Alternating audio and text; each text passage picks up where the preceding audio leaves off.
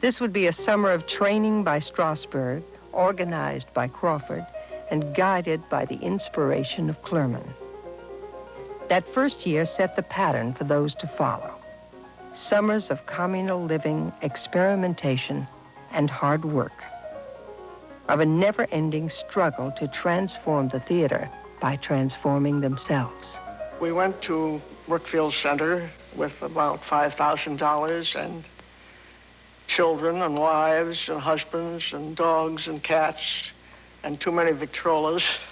And really that first summer was like the first months of marriage. It was a marriage, really. Naturally, I would suppose since we're going to spend the rest of our lives together, we've got to get acquainted with one another. I had never seen boys without their shirts on. Now this shows how long ago it seems to me. So here were all our lovely rusty boys with hairy chests out there beating the tennis rackets around. They had us divided off in small houses and groups, and we'd get up and have breakfast, I guess, somewhere. And then you would almost immediately start rehearsals. Did you have any idea while you were here that first summer that you were doing such an extraordinary thing that was going to change the life of the theater? And you really knew this? Yes. You did. I think I felt more that this was the only way you could do really serious theater. We all studied speech, we all studied dance, we all studied with Lee, and exercises, and we worked on poetry. We worked on all kinds of improvisation. And so from morning till night, we were working. The evenings were spent usually over coffee and tea, talking about the theater, arguing about the theater. It was all theater. Did you have a good time? Was it fun? We had it sounds like a hard job. It was hard work, but wonderful. We loved it. And, of course, we had time off. I don't mean to say we weren't all the time, but we did have a lot of fun. Morris sat on the porch playing Beethoven and Mozart and knowing every innuendo of quartets. A few other music lovers sat there. Clifford was another one. He was dying to be a pianist. Well, he was really dying to be Beethoven. But that was too late because someone got there ahead of him. But he did want to play the piano badly. And so he could pick out an E minor chord. And he'd go with this damned E minor chord. Used to drive us crazy. Until Stella Adler appeared at the top of the stairs, and Stella shouted, "Clifford, if you don't turn out to be a genius, I'll never speak to you again." Clerman talked. Strasberg taught and started to direct. Gerald Crawford looked for money and played the peacemaker. The work was, of course, mainly on the play, but also on training these actors in a method that Lee Strasberg had devised from Stanislavski.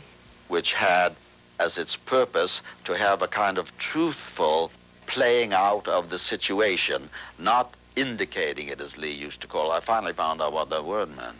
It's kind of play acting. It's showing, it's saying, "I'm really mad at you." And I'm really not at all. I'm just acting like I'm mad at you. See, that's what's called indicating. Whereas Lee was trying to find ways that would really exercise our inside so that we would actually feel a sense of anger.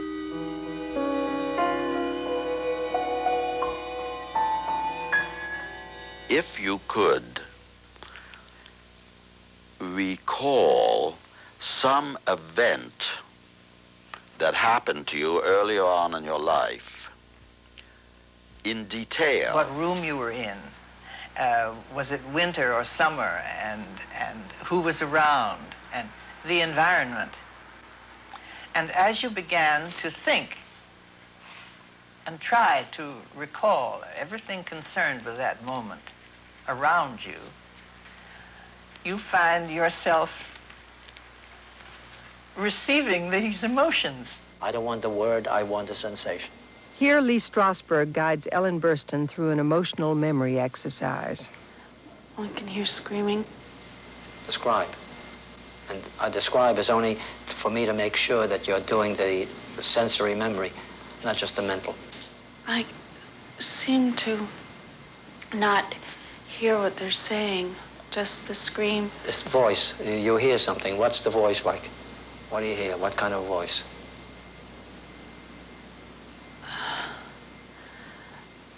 Like it's coming from the throat, and...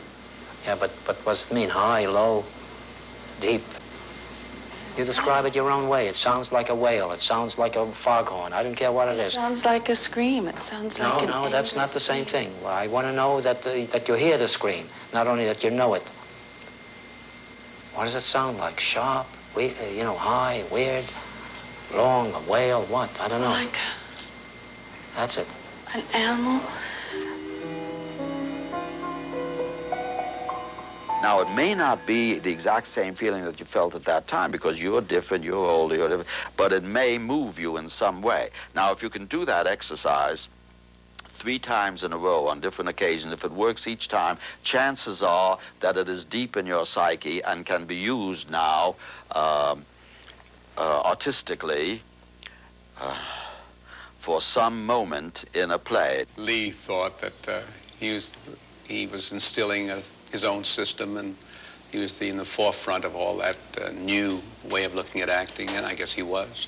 He had experimented with these ideas of Stanislavski in schools and off-Broadway places before the group, and now he had good actors to work with, and he was like the Pope. He could do no wrong. Clurman wrote, "The first effect on the actors was that of a miracle. The system represented for most of them the open sesame of the actor's art. Here at last was a key to the elusive ingredient of the stage, true emotion. And Strasberg was a fanatic on the subject of true emotion. Everything was secondary to it. He sought it with the patience of an inquisitor. He was outraged by trick substitutes. And when he succeeded in stimulating it, he husbanded it, fed it, and protected it. Here was something new to most of the actors, something basic, something almost holy. It was revelation in the theater, and Strasberg was its prophet." Then you're not doing what I asked you to do. It's an impossibility for you to do what I asked you to do and not go further. Well, but maybe I'm going further and I don't see it. And we see it in the scenes. Okay. Wait. No, it's not a place. Talent is a real thing, is a living thing. And it grows, it fades and it grows. And therefore, no matter how good a performance may be, it leaves me unsatisfied because there's always more. For me, whatever step anybody has achieved is always only the prelude to something more. It's an unending series of steps. There's no point at which you get to the top floor. Nobody knows where the top floor is. Why? Why was Lee such a great teacher? What did it mean to me personally? What did I learn from him that I didn't learn from all of the other teachers I studied with? And I studied with a lot of teachers. And I realized that the one single thing that I didn't get anywhere else, that I got from him, was that he helped me to recognize the voice of my own intuition. Lee was difficult, but he was very, very gifted man. And the older I get, the more I realize the richness that he brought to those early years. They felt that he would expand them, he would explore them in a way they had never been expanded or explored before, and indeed he did. Much better. I still feel tightness there. Lee was hipped on relaxation because he felt that one's emotions can only come through if you are muscularly free. This is the most trained area in the human being. Because everything from here goes immediately ready to be spoken. Relaxation is essential to every human being, but for the actor, it is a necessity. No, the fingers, the toes. Different people are tense in different parts of their bodies. The thing to do is to find out where your areas of tension are. And then, of course, when you get through the whole thing, you are really a rag. And then you get up and you energize. Okay, everybody up. Relaxation and energizing are basics for all Medium actors, bass. beginners and seasoned professionals. Normal posture, which means Bobby shoulders Lewis down, learned this from chest Strasberg over 50 years ago and still uses it in his own teaching today. Shake! Hard, hard, hard. Very hard. Just from the wrist out. Just the wrist out. That's it. Very hard, very hard. You should begin to feel your hands leaving your arms.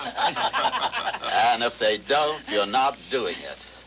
You feel them leaving? Okay, stretch. Up, up, all the way up. Pull up, up on your toes. Pull to the top. If you shake, pull up, and that'll straighten you out. When you get to the very top, slowly down, slowly down. Now, your fingers ought to be tingling. If they're not, you didn't do it.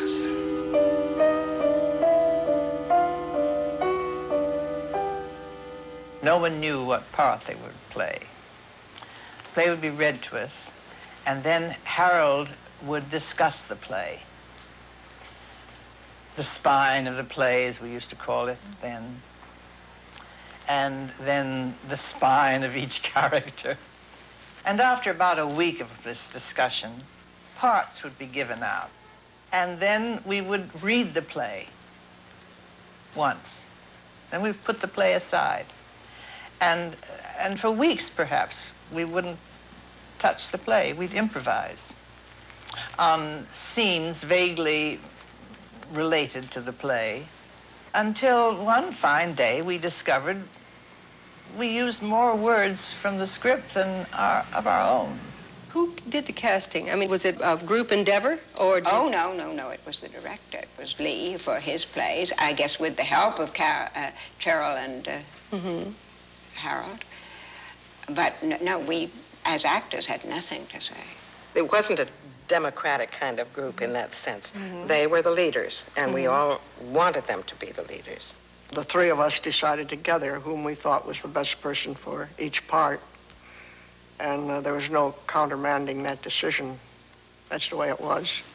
I'd never had any great roles. I guess I was too idealistic to battle the directors for parts.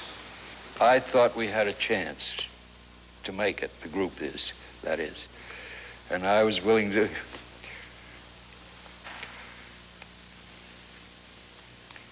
pardon me, I was willing to do anything to make it happen.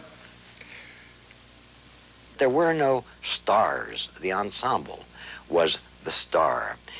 It was interesting, for example. It reflected itself in many, many ways, ranging from the kind of money that one earned within the group when there was money, which wasn't always, to the way billing was done on house boards, on advertisements. We didn't use stars, even when they played important parts.